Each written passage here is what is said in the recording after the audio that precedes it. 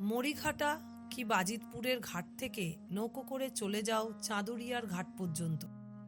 দেখতে পাবে দুধারে পলতে মাদার গাছের লাল ফুল, জলজ বন্যে বুড়োর ঝোপ, বাঁশঝাড়, গাংশালিকের গর্ত, সুকুমার লতাবিতান। বুঝতেই পারছেন আমি কোথাকার কথা বলছি। হ্যাঁ, ইছামতি নদীর কথা। বাংলার ইছামতি, বিভূতিভূষণের ইছামতি।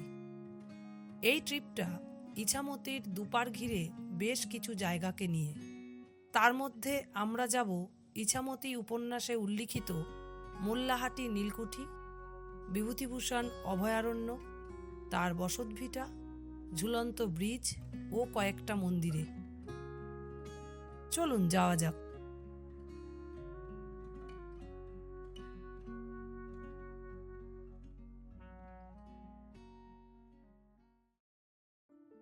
এখন আমরা যাচ্ছি সিন্দ্রানীর বাজিতপুর গ্রামে।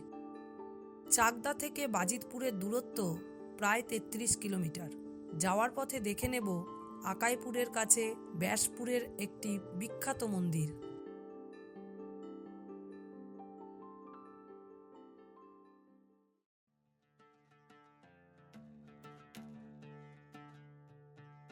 ব্যাসপুর মন্দির ঢোকবার আগেই এই মন্দিরটা দেখে আমরা দাঁড়িয়ে পড়লাম।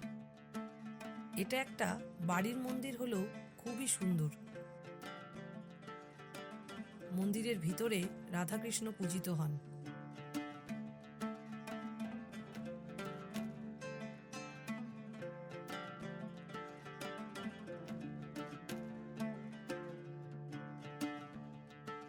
এটা ব্যাসপুরের মন্দির। বিশাল জায়গা জুড়ে এত সুন্দর মন্দিরটা দেখে বিশ্বাসই হচ্ছে না শহর থেকে এত দূরে এসে এত সুন্দর একটা মন্দির দেখতে পাবো।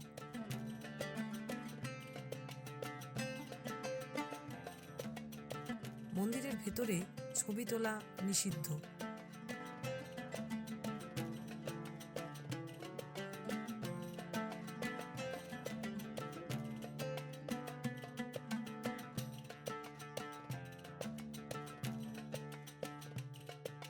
মূল মন্দিরের একদিকে আছে মা মনসার মন্দির ও আর একদিকে রয়েছে শিব মন্দির।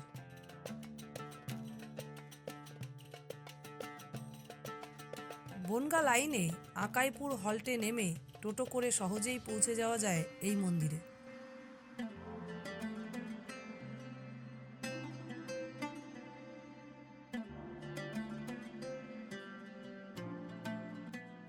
মন্দির থেকে আমরা ফিরে চললাম বাজিতপুরের উদ্দেশ্যে।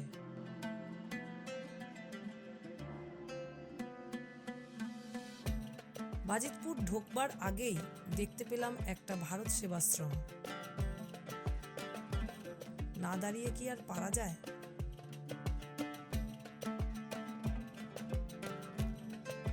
এটা আমাদের কাছে একটা সারপ্রাইজের মতো।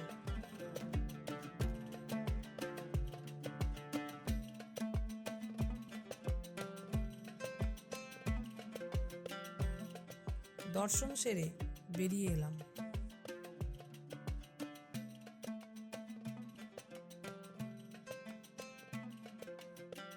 চলে এলাম আমাদের আজকের ঠিকানা অদ্বৈত আধ্যাত্ম তত্ত্ব জ্ঞানাশ্রমে। মূল মন্দিরে সখীদের নিয়ে নৃত্যরত রাধা ও কৃষ্ণ এখানে পূজিত হন। ইনি হলেন শ্রী শ্রী স্বামী নরোত্তম। এনার হাত ধরেই এই আশ্রমের প্রতিষ্ঠা হয়। আর ইনি হলেন তার গুরুদেব স্বামী কাশীনাথ মহারাজ।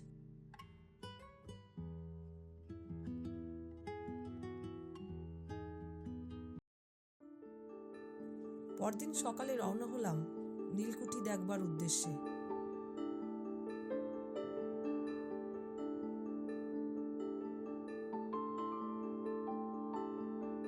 এগুলো এক একটা রিসর্ট। এখানে থাকা খাওয়ার সুব্যবস্থা রয়েছে। আজ রবিবার। ইছামতির নির্জন প্রান্তরে পিকনিকের আসর বসবে, এ আর আশ্চর্যের কি? নীলকুঠি পৌঁছে ইছামতির মায়াবী রং দেখে আগে একবার কাছে না গিয়ে পারলাম না। ওপারে বিভূতিভূষণ অভয়ারণ্য। আজকেই ফেরবার পথে একবার আমরা যাওয়ার চেষ্টা করব।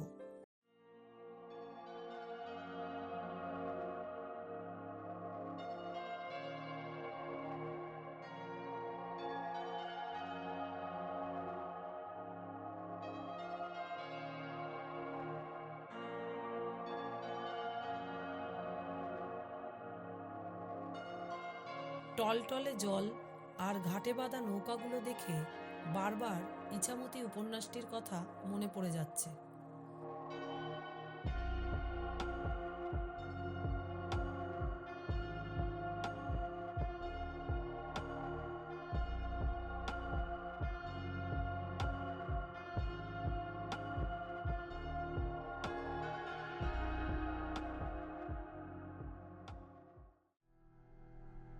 এটা মঙ্গলগঞ্জ নীলকুঠি।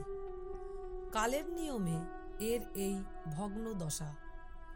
ব্রিটিশ শাসন কবেই চলে গেছে, কিন্তু তাদের অকথ্য অত্যাচারের সাক্ষী স্বরূপ এখনো এই নীলকুঠিটি মাথা তুলে দাঁড়িয়ে রয়েছে।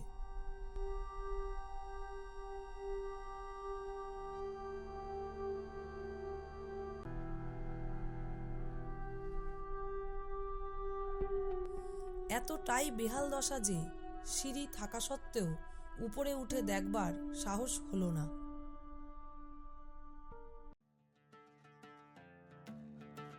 এখন আমরা যাচ্ছি গাড়াপোতার বিখ্যাত সিদ্ধেশ্বরী কালী মন্দিরে। যেতে যেতে চোখে পড়ল একটা খেয়াঘাট। জীর্ণ ইছামতির সরু বুক চিরে এখনো যে খেয়া পারাপার হয়, এটা ভেবেই খুব ভালো লাগছে। চারিপাশের মনোরম দৃশ্য দেখতে দেখতে পৌঁছে গেলাম গাড়াপোতা মন্দিরের কাছে।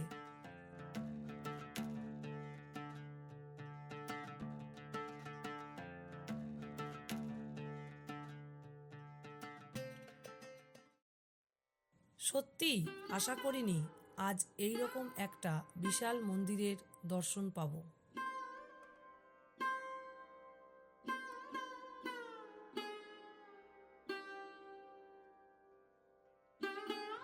গর্ভগৃহে মাতৃমূর্তি দর্শন করতে ঢুকে পুরোহিত ঠাকুরের সাথে পরিচয় হলো। তুমি মাকে সারাদিন যত অনাচারে রাখো না কেন, তাতে তোমার মা কিন্তু অভিশাপ দেবে না, মা অসন্তুষ্ট হবে না। কিন্তু ও যে রয়েছে, ও যদি থেকে একটু বাবা চানের থেকে চাল খাওয়ায়, ও এমনই একটা মাকে রেখে।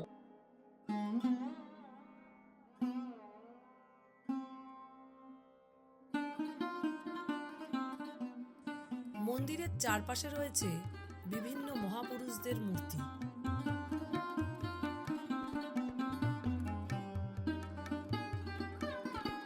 কোনো একটা অনুষ্ঠান উপলক্ষে সমস্ত মন্দির চত্বরটা প্যান্ডেল দিয়ে ঘেরা হয়েছে। মন্দির থেকে একটু ভেতরের দিকে যেতেই চোখে পড়ল আর একটা মন্দির। এখানে রাধাকৃষ্ণ, মহাদেব ও জগন্নাথ, বলরাম, সুভদ্রা পূজিত হন।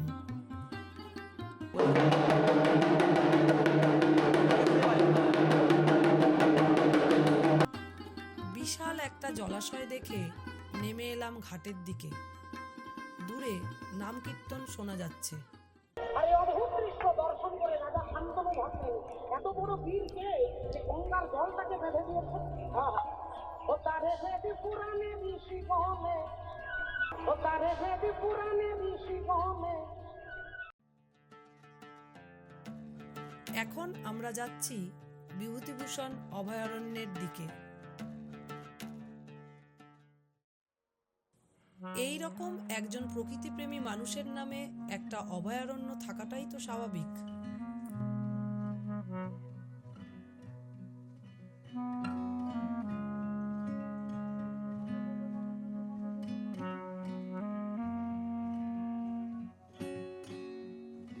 অনেকগুলো হরিণ চোখে পড়ল।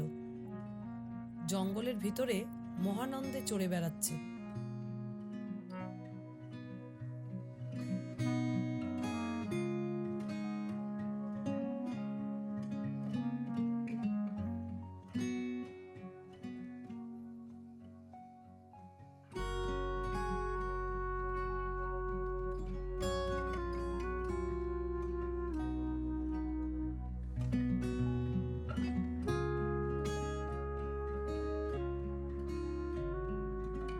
শুনলাম ধরা পড়া যেসব বিষাক্ত সাপ সেসব নাকি বন দপ্তর থেকে এখানে ছাড়া হয়।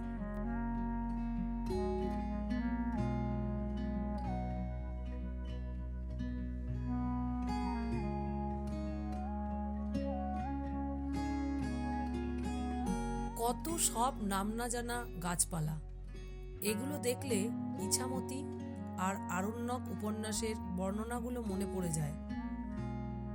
ধন্য তার অমর সৃষ্টিগুলো।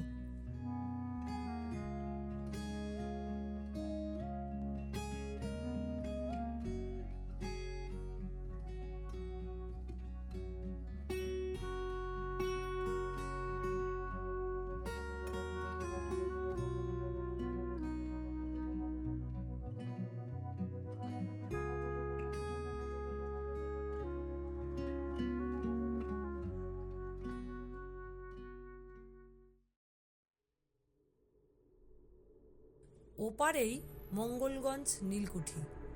যাওয়ার সময় আমরা ওপারে ছিলাম।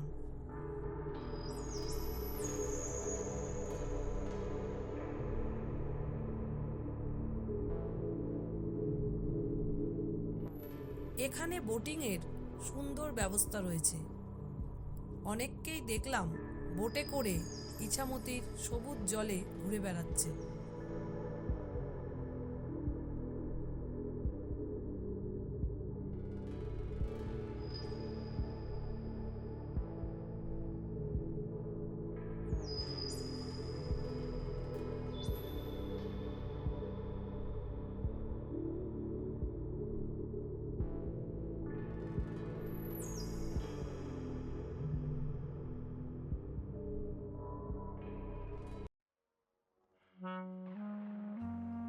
ফিরে এলাম আশ্রমে। আজ এখানে একটা অনুষ্ঠান উপলক্ষে অনেক ভক্ত সমাগম হয়েছে। বেশ কিছুক্ষণ তাদের পরিবেশন করলাম।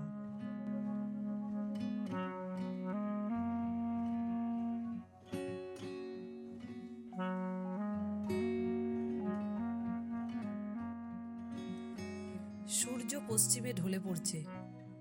ইছামতির পাড়ে বসে নিজের সাথে কিছুক্ষণ সময় কাটালাম। বর্ষায় এই নদী কত উত্তাল থাকে, এখন অতটাই শান্ত। রাতে শীতের দাপটে আগুনের সামনে বসে গান শুনে গল্প শুনে সময়টা কেটে গেল।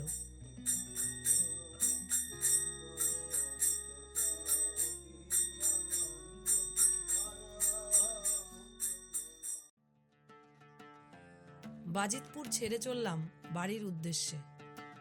যাওয়ার পথে দেখে নেব বিখ্যাত ঔপন্যাসিক বিভূতিভূষণ বন্দ্যোপাধ্যায়ের বসতভিটা ও ঝুলন্ত ব্রিজ।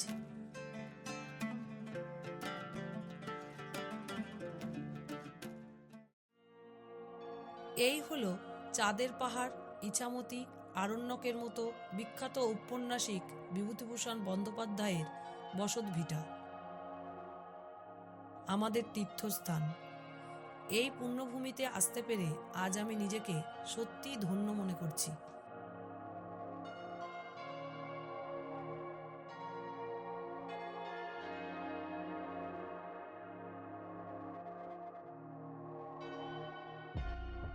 ঘরে ঢুকবার আগেই বিভূতিভূষণের ও তার স্ত্রীর আবক্ষ মূর্তি চোখে পড়ল।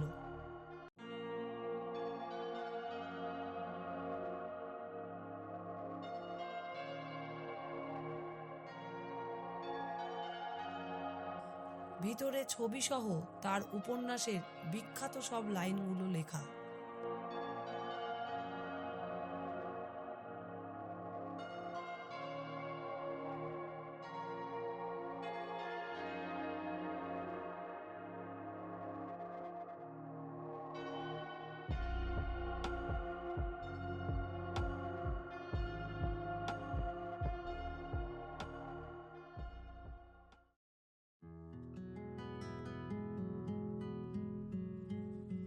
সামান্য একটু এগোতেই আমরা পৌঁছে গেলাম বিখ্যাত সেই ঝুলন্ত ব্রিজে।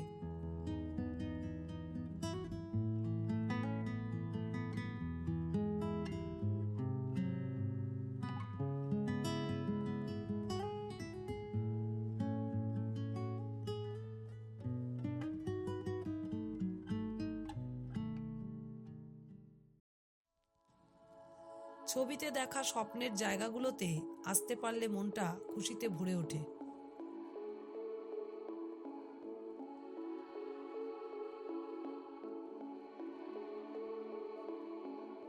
রঙে রূপে অপূর্ব ইছামতি।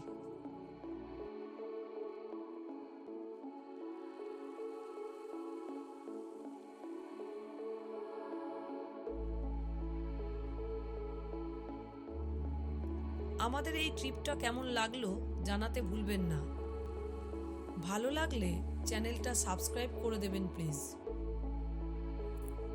ফিরে চললাম বাড়ির উদ্দেশ্যে। দেখা হবে আবার একটা নতুন জায়গায়।